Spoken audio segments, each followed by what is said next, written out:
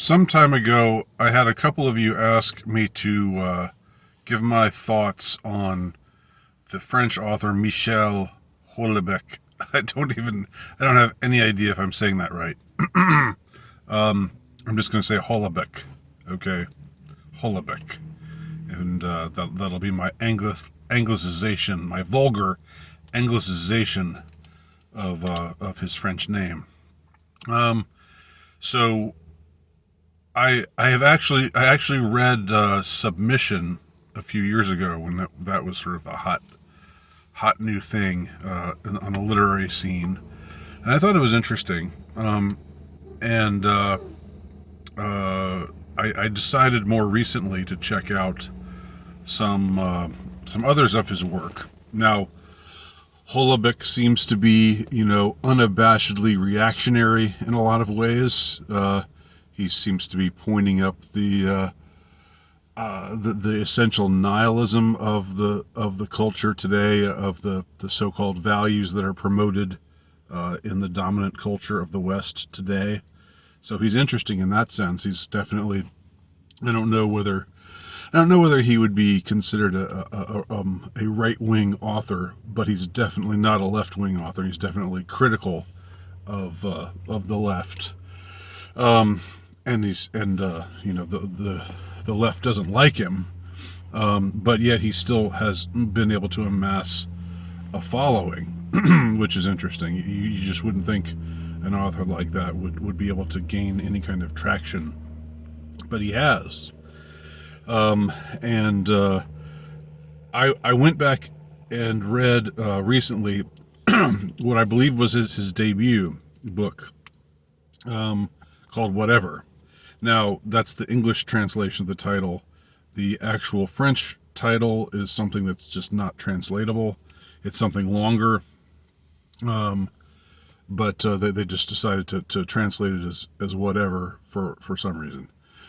Now, what I want to discuss about the book is something that really struck me as interesting, and that is that this book, which was published in 1994, it seems to be the first depiction that I know of in literature or in any of the arts, the first depiction of a quote-unquote incel. And no, it's not the first time in a work of art where you've had a lonely guy. It's not the first time in a work of art where you've had a guy who's unlucky in love. It's not the first time where you've had somebody who doesn't have a woman in his life, or who's celibate, or anything like that. But what you see in the depiction of this character in Houellebecq's Whatever is a true, he fits the bill of what an incel is, how an incel is defined today. He's somebody who desperately wants companionship. I mean, he's horny, right? He wants sex. He wants to get laid, but it seems like it's never just that. And that's one thing I want to just say here as an aside. There's this tendency to just I don't know, to oversimplify or to trivialize a lot of the lonely men, or the so-called incels, or whether or not they embrace the label incel. Whatever the label incel means to you, of course, it's come to be this derogatory term that's best to avoid using, because it has these connotations, these cultural connotations that are negative. But in any case, the incel, so-called, usually isn't somebody who just wants to get laid. Okay, he's not just somebody who wants sex. He does want sex. He does want to be with a woman, and he wants to have sex. But what has to be understood, there has to be a reintegration of what sex means in a relationship, right? In, let us say, a marriage, okay? When you get married, yes, you get to have, like traditionally speaking, you weren't supposed to have sex until you were married. And after you got married, you got to have sex. And it wasn't just like, oh boy, oh boy, oh boy, oh boy, sex now. Woohoo. It was, it's more than that. It's the companionship that being with somebody in that way, the intimacy that it brings between two people, and that covers so many other factors as well, not just the carnal. But what I think what has gotten lost, of course, because we live in the wretched age that we live in, is that the carnal is not just wham bam thank you ma'am. It's you form a connection with somebody with whom you are intimate in that way, and that happens whether it's a one night stand that's not supposed to mean anything or whatever. there's a bond that develops when there is that type of contact, and that it's said to make things complicated, and of course it does make things complicated, because it's not just a physical act. It's an act that, whether you like it or not, bonds you with another person, in a way that is different from other types of bonding. There are other ways you can bond with people that are also significant and important, and so forth. But this particular act bonds you in a certain way. So that's just an aside that I felt the need to cover here. I'm sorry I don't remember the character names, but I'm sure people who have read the book, who know it better than me, will include their names below if you have any comments. But the main character in the book is not the incel. The main character in the book is the narrator. The first person narrator is just some kind of somebody who's just kind of worn out on modern life. He has a fairly okay job. He's a computer programmer, but he hates computers.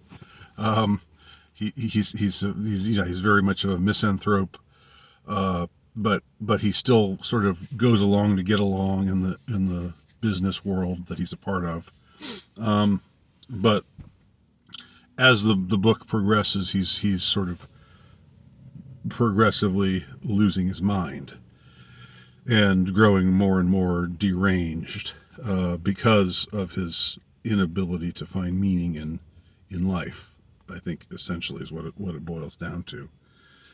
There's even a priest character that he's friends with, that he talks to a couple of times, who encourages him, who talks about how during a previous age when faith was more prevalent, was more predominant, people were generally happier because they had that sense of living for something greater than living for something something that can be called transcendent.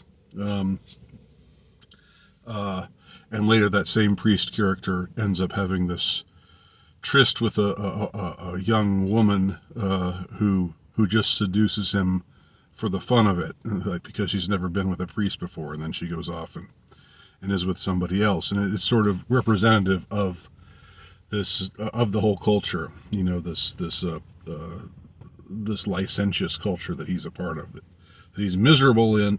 He's miserable to be a part of it, and he himself has lost most interest in intimacy and sex. He's had some relationships that haven't gone anywhere, and right now he's not with anyone, but he doesn't really care to be with anyone. That's the main character. The main character is not the incel.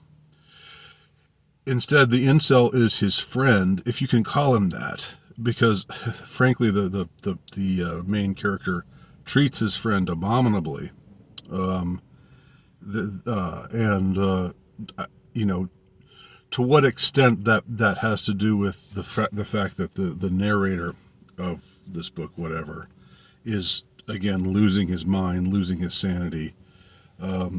That it, like, to what degree we can mitigate the responsibility that he has due to the fact that he's not himself, right. He's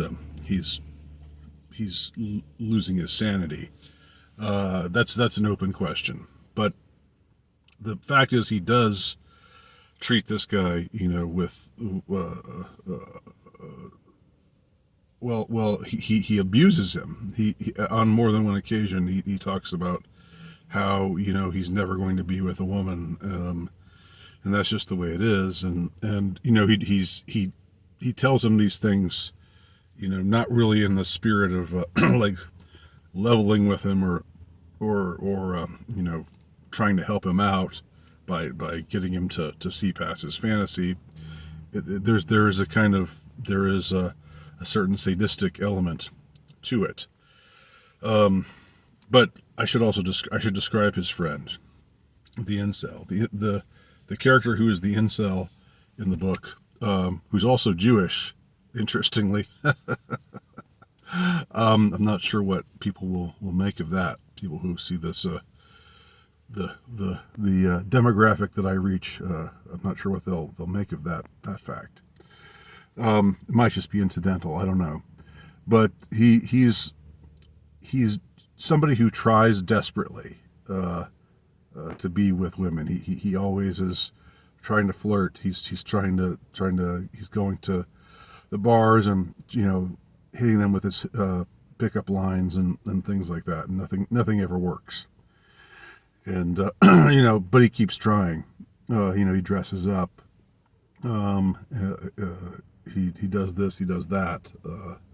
And it doesn't. It's never successful. But he still seems to he doesn't seem to be dispirited enough to stop trying. Even after his friend, the narrator, tells him directly, "Look, you're just not gonna. It's just not in the cards for you, man." But then there's a very disturbing sequence, a very interesting, very compelling sequence, but disturbing also, in which the narrator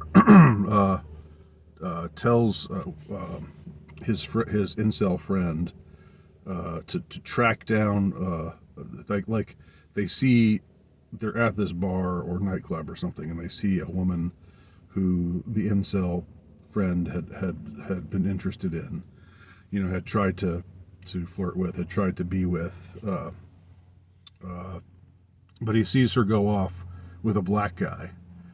They go off together, and the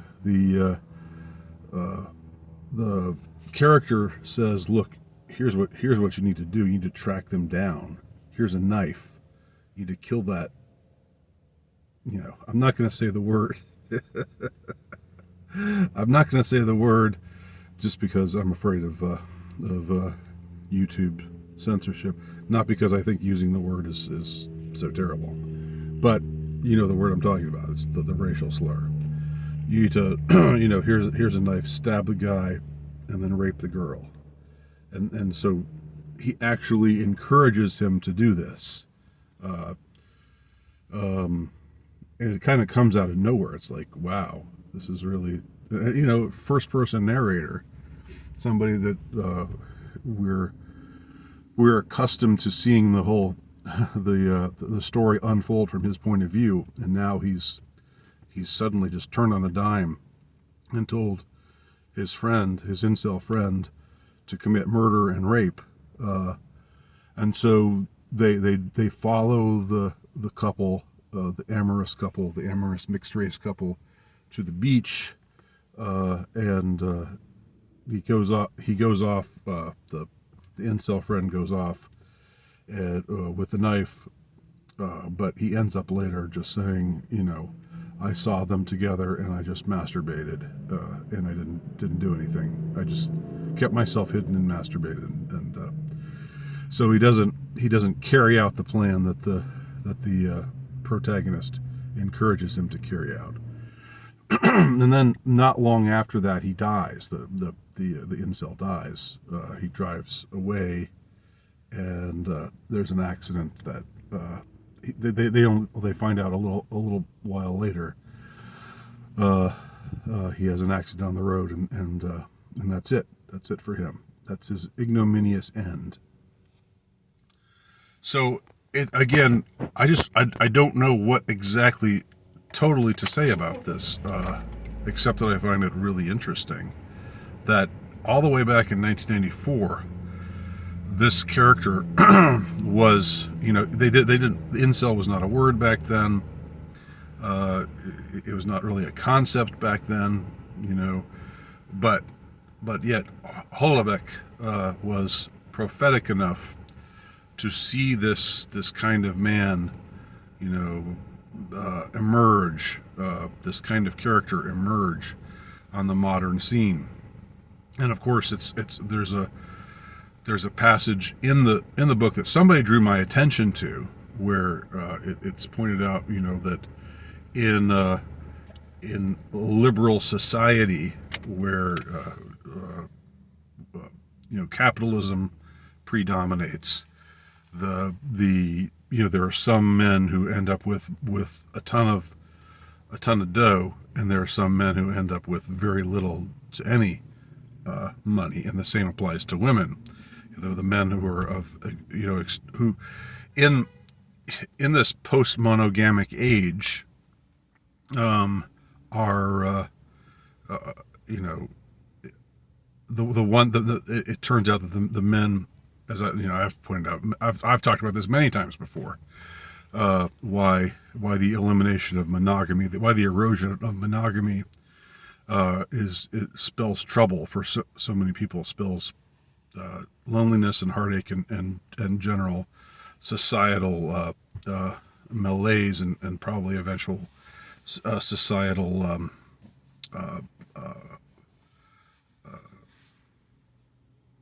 upheaval, is because in a monogamic age, a man could have, generally a man could count on having a wife. But in post-monogamic, in a post-monogamic era like ours, the erosion of monogamy due to the promotion of the sexual revolution by the elites, and all of the concomitant pathologies that arose in its wake, which the elites must have known would happen. Again, this was an intentional thing. This was not... some of you might get tired of me going on in a conspiratorial vein like this, but things don't just happen, Some things happen, but I don't believe the sexual revolution just happened to happen. I don't think it was just accidental. So again, there's a quote, and I don't remember it right now, but it puts it very succinctly, very pointedly, beautifully. Just that in another age, a man could count on having one wife, or a woman, a partner, a life partner. But in our age, some men can have hundreds, others can maybe have 3 sexual experiences in their lives, with hookers, or maybe none. It's a pitiless kind of era. It's like a type of social Darwinism, sexual social Darwinism, if you will.